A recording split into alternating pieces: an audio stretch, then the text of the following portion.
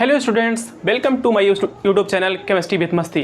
आइए मजाक मजाक में केमिस्ट्री की कुछ बेहतरीन ट्रिक्स समझते हैं जो आईआईटी और नीट एस्पिरेंट्स के लिए वेरी इंपॉर्टेंट ट्रिक्स हैं। आइए स्टार्ट करते हैं। सॉलिड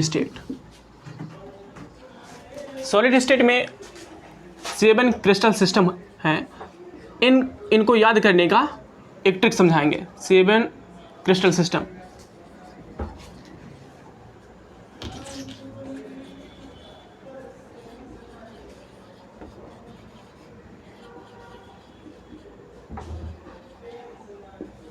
सेवन क्रिस्टल सिस्टम को याद करने की एक ट्रिक है, कहाँ हो मुझमें और तुम ही तुम, cubic, hexagonal, monoclinic, orthorhombic,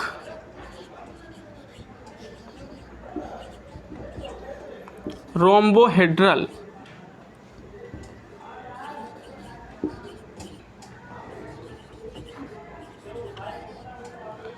tetragonal,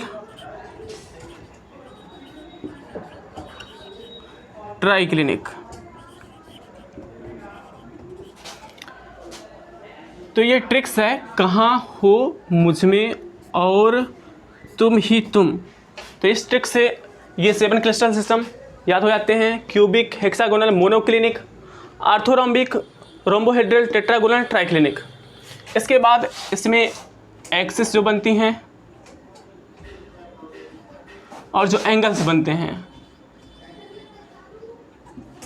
इनके बारे में समझते हैं। देखिए, क्रिस्टल सिस्टम में जो एक्सिस होती हैं, ये ए एक्सिस है, ये बी है, ये सी है, और इंटरफेशियल एंगल अल्फ़ा, ये बीटा और ये गामा है।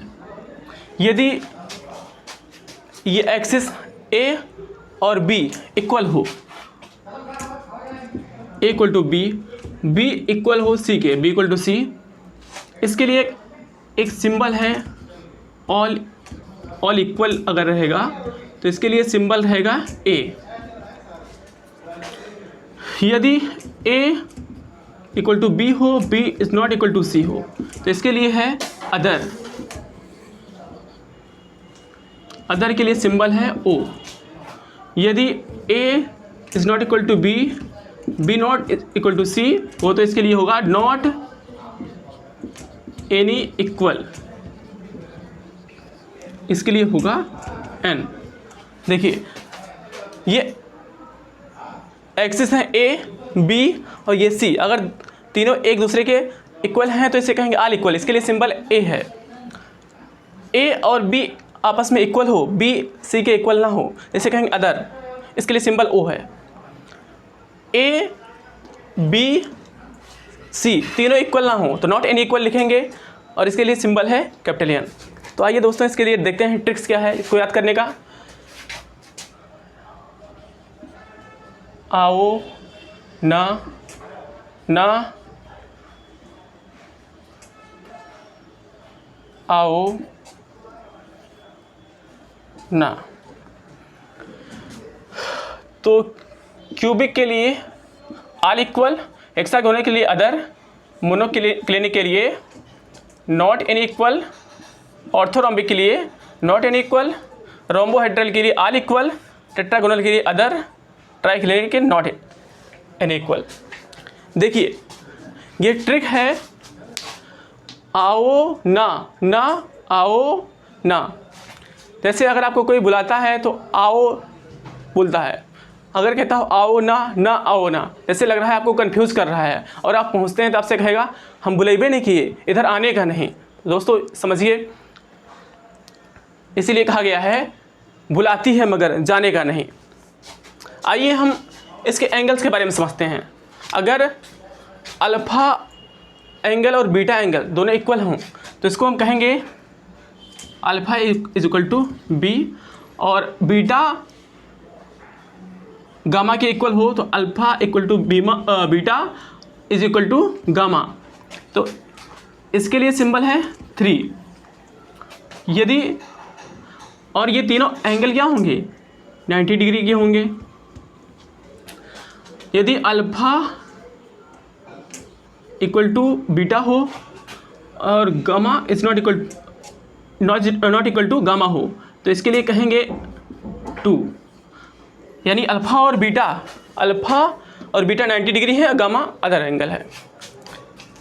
और यदि alpha is not equal to beta, beta is not equal to gamma तो इसके लिए 0 है। तो ये एंगल समझने के लिए देखेंगे 3 2 2